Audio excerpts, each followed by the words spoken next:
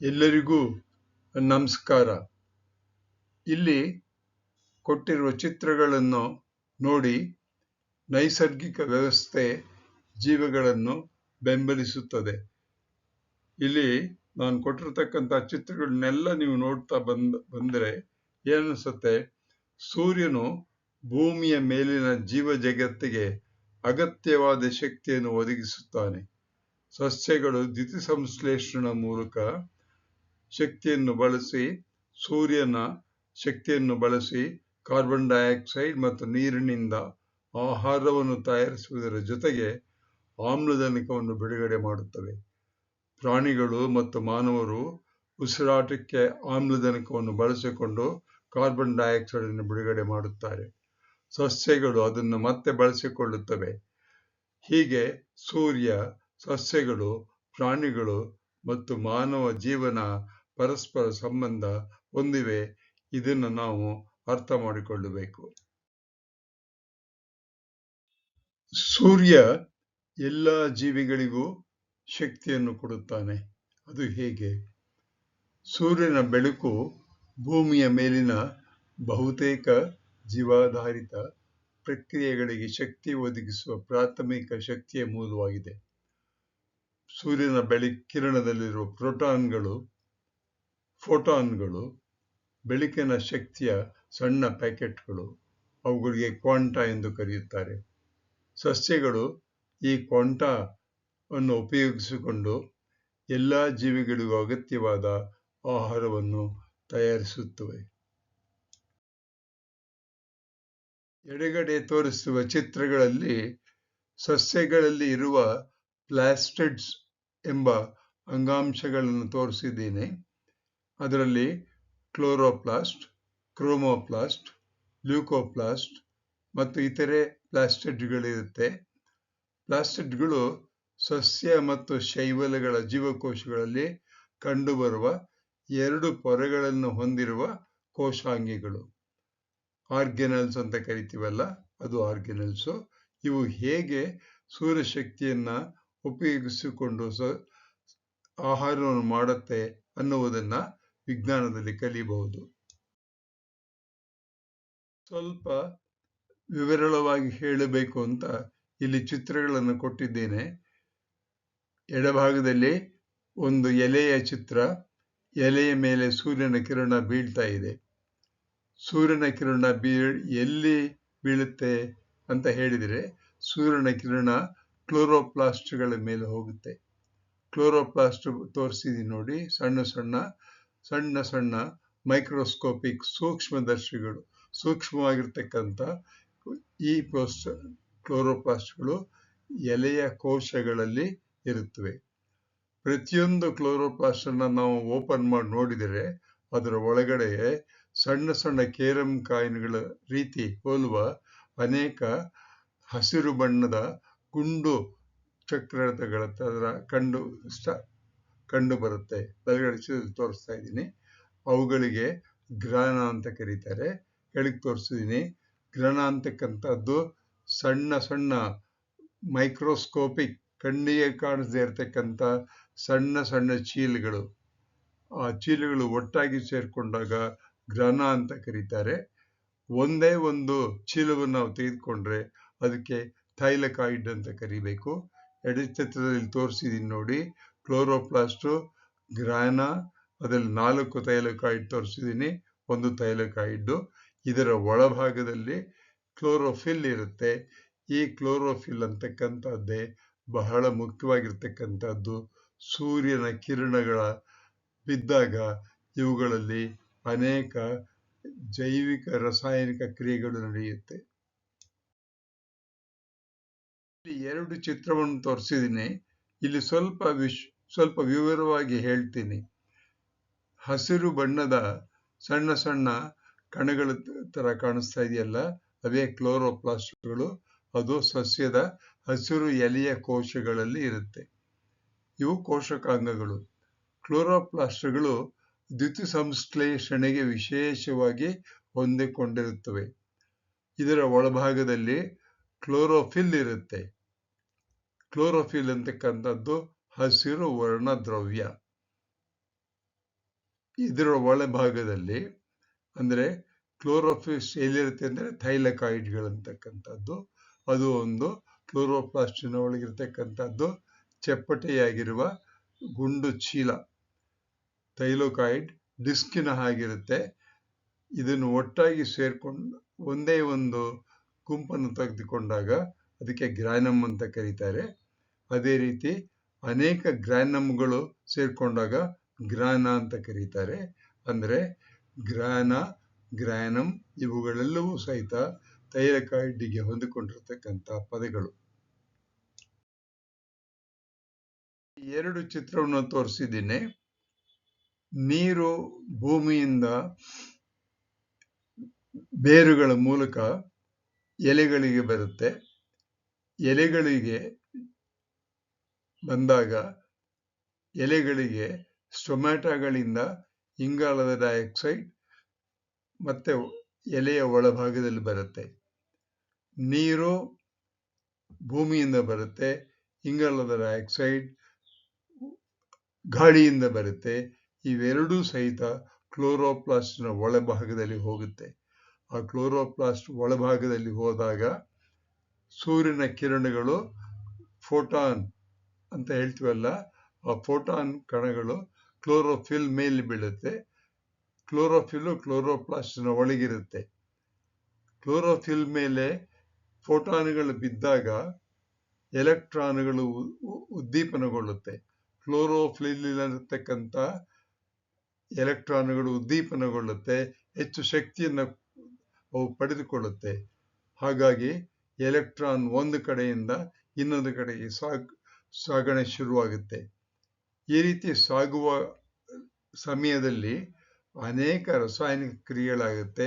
ಅದರಲ್ಲಿ ಮುಖ್ಯವಾಗಿ ನೀರಿನ ಅಣು ಇದೆಯಲ್ಲ, ಆ ನೀರಿನ ಅಣು H2O ಅದು ಈ ಎಲೆಕ್ಟ್ರಾನ್ ಸಾಗಣೆಯ ಜೊತೆಗೆ ಒಡೆದು ಜಲಜನಕ ಮತ್ತು ಆಮ್ಲಜನಕವಾಗಿ ವಿಭಜನೆಯಾಗುತ್ತೆ.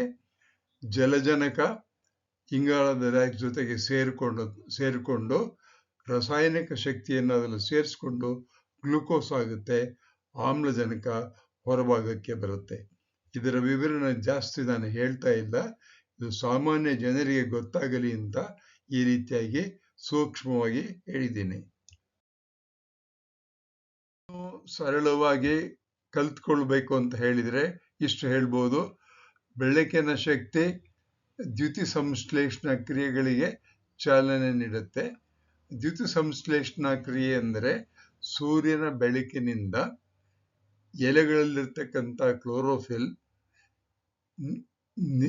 ನೀರು ಮತ್ತು ಇಂಗಾಲದ ಡೈಆಕ್ಸೈಡ್ ಇವುಗಳ ಜೊತೆಗೆ ರಾಸಾಯನಿಕ ಕ್ರಿಯೆಯನ್ನು ಮಾಡಿ ಗ್ಲೂಕೋಸ್ ಅನ್ನು ಬಿಡುಗಡೆ ಮಾಡ್ತಕ್ಕಂಥದ್ದೇ ದ್ಯುತಿ ಸಂಶ್ಲೇಷಣಾ ಕ್ರಿಯೆ. ನೀರು ಮತ್ತು ಇಂಗಾಲದ ಡೈಆಕ್ಸೈಡ್ ಇವು ಕಚ್ಚಾ ವಸ್ತುಗಳು.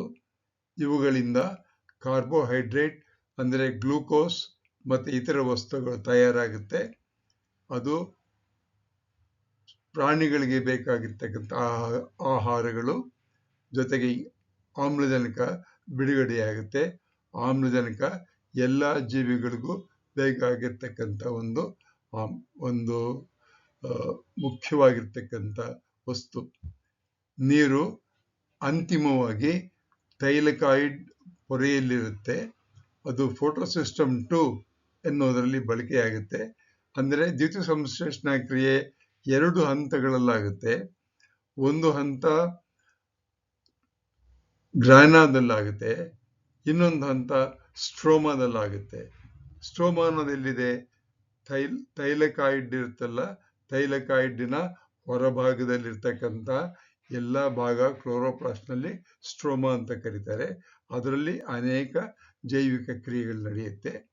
ಇಂಗಾಲದ ಡೈಆಕ್ಸೈಡ್ ಕ್ಲೋರೋಪ್ಲಾಸ್ಟ್ನ ಸ್ಟ್ರೋಮಾದಲ್ಲಿ ಜಲಜನಕದಲ್ಲಿ ಸೇರಿಕೊಂಡು ಕ್ಯಾಲ್ವಿನ್ ವಿಜ್ಞಾನಿ ಕಂಡಿಡಿರ್ತಕ್ಕಂಥ ಒಂದು ಕ್ರಿಯೆಯಲ್ಲಿ ಸೇರಿಕೊಂಡು ಗ್ಲೂಕೋಸ್ ಆಗಿ ಪರಿವರ್ತನೆ ಆಗುತ್ತೆ. ಇವೆಲ್ಲ ಆದ ನಂತರ ಹೂ ಬಿಡುವ ಸಸ್ಯಗಳಲ್ಲಿ ಪರಾಗಸ್ಪರ್ಶವಾಗಿ ನಿಷೇಚನ ನಡೆಯುತ್ತೆ. ಆಮೇಲೆ ಬೀಜ ಮತ್ತು ಹಣ್ಣುಗಳ ರಚನೆ ಆಗುತ್ತೆ. ಅಂದರೆ ಈ ಸಣ್ಣ ಸಣ್ಣ ಕ್ರಿಯೆ ಆದ ಮೇಲೆ ಹಣ್ಣು ಉತ್ಪತ್ತಿಯಾಗುತ್ತೆ, ಕಾಯಿ ಉತ್ಪತ್ತಿಯಾಗುತ್ತೆ. ಇವೆಲ್ಲವೂ ಸಹಿತ ಪ್ರಾಣಿಗಳಿಗೆ ಬೇಕಾಗಿರ್ತಕ್ಕಂಥ ವಸ್ತುಗಳು. ಈಗ ಇನ್ನೊಂದು ಸಣ್ಣ ವಿಷಯವನ್ನ ಹೇಳ್ತೇನೆ. ಎಲೆಯ ಬಣ್ಣ ಹಸಿರಾಗಿರುತ್ತಾ ಅಂತ ಪ್ರಶ್ನೆ ಬರುತ್ತೆ. ಹೌದು, ನಮ್ಮ ಕಣ್ಣಿಗೆ ಹಸಿರಾಗಿ ಕಾಣಿಸುತ್ತೆ. ಅದು ಹೇಗೆ ಅಂತ ನೋಡಿದಾಗ ಎಡಭಾಗದಲ್ಲಿ ಒಂದು ಚಿತ್ರ ತೋರಿಸಿದ್ದೀನಿ. ಸೂರ್ಯನ ಕಿರಣಗಳಿಂದ VIBGYOR, violet, indigo, blue, green, orange, red ಈ ರೀತಿ ಕಿರಣಗಳು ಬರುತ್ತೆ. ಇವುಗಳಲ್ಲಿ ಶಕ್ತಿ ಬೇರೆ ಬೇರೆಯಾಗಿರುತ್ತೆ.